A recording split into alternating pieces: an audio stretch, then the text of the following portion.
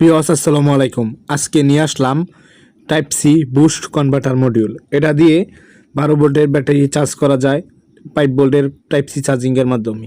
এটা ব্যবহার করা খুবই সহজ, শুধুই আউটপুট নিতে হয়। দুইটা পিন আছে দেখতে পাচ্ছেন, এখানে সোল্ডারিং করে পজিটিভ মার্ক করা আছে, নেগেটিভও মার্ক করা আছে। আর এটাতে চার্জ হয়ে গেলে এক কালার লাইট জ্বলবে এবং কি ফুল চার্জে অন্য কালার।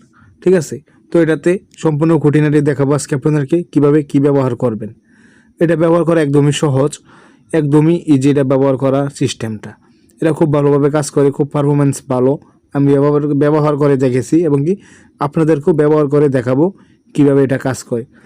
এটা দেখতে পাচ্ছেন টাইপ সি চার্জিংয়ের মাধ্যমে চার্জ করার জন্য সম্পূর্ণ কিছু দেওয়া আছে। আর এখানে দুইটা হচ্ছে আউটপুট, আর এখানে ইন্ডিকেটর বাল্ব আছে দেখতে পারলেন।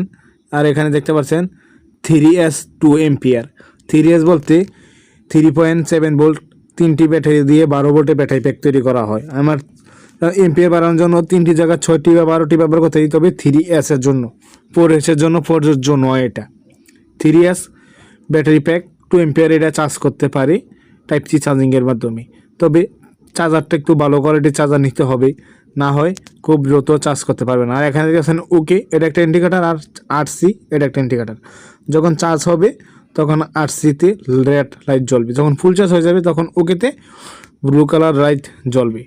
ঠিক আছে, তো ভিডিওটা ভালো লাগলে চ্যানেলটা সাবস্ক্রাইব করে রাখবেন, শেয়ার করে অন্যকে দেখার সুযোগ করে দেবেন। আর স্কিপ না করে সম্পূর্ণ ভিডিও দেখতে থাকুন, আমি আবারও সম্পূর্ণ বুঝিয়ে দিচ্ছি। তো আউটপুটে দেখতে পাচ্ছেন আমি দুইটা তার সোল্ডারিং করে নিয়েছি, পজিটিভে পজিটিভ, নেগেটিভে নেগেটিভ। তো পজিটিভে লেখা আছে ব্যাটারি আর নেগেটিভে লেখা আছে গ্রাউন্ড।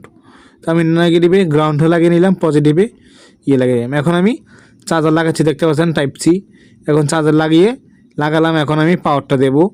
পাওয়ার দেওয়ার পরে দেখি কি হয় চার্জারটা। এখন দেখতে পাচ্ছেন আমি পাওয়ার দিতেছি, পাওয়ার দেওয়ার পরে দেখতেছি এখন আবারও লাগাচ্ছি, চার্জারটা পাওয়ার পাই নাই। এখন আবার লাড়াল দিয়ে লাগাইলাম। এখন দেখতেছেন যখন ডিসকানেক্ট আছে ব্যাটারি থেকে তখন ব্লু কালার লাইট জ্বলছে, অথবা ফুল চার্জ হলো সেম লাইটটি জ্বলবে। এখন এটা অফ করা আছে।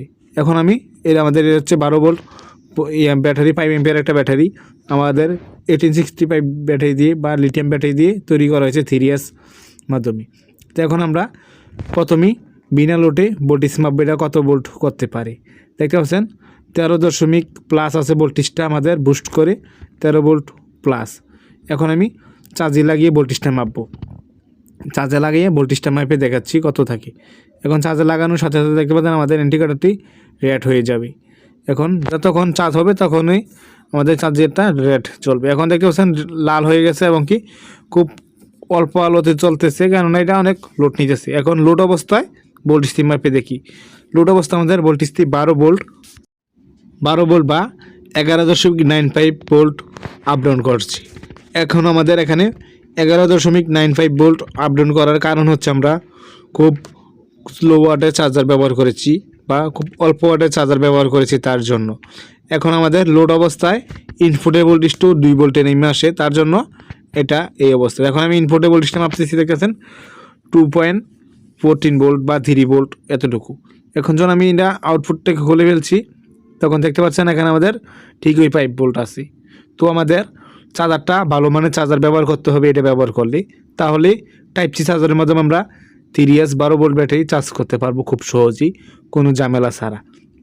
তো এটা আমরা আবারও বলে নিই, এটা শুধু 1865 ব্যাটারি 3S ব্যাটারির জন্য প্রযোজ্য, যেটা কিনা লিথিয়াম ব্যাটারি 1865 ব্যাটারি দিয়ে তৈরি করা হয়। এটা অন্য 12 ভোল্ট ব্যাটারির জন্য প্রযোজ্য নয়। এটা দিয়ে খুব ভালো রেজাল্ট পেতে চাইলে অবশ্যই খুব ইনপুটে চার্জারটা আমরা ভালো মানের চার্জার ব্যবহার করতে হবে এবং কি 1865 ব্যাটারি দিয়ে তৈরি করা ব্যাটারি ব্যাক চার্জ করলে খুব ভালো রেজাল্ট পাবো। ভিডিওটি ভালো লাগলে চ্যানেলটা সাবস্ক্রাইব করে রাখবেন।